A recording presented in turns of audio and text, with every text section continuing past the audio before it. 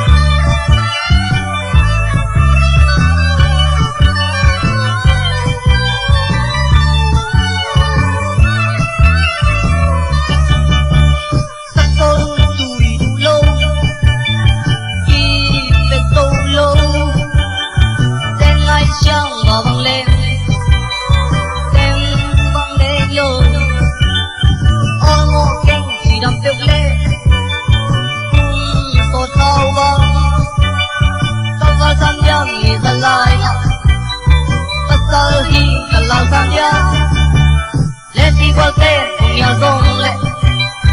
tên nông lia qua kiều bằng thăng đi xem sang vang cả trăng ngang lệ tao kinh cả sang giang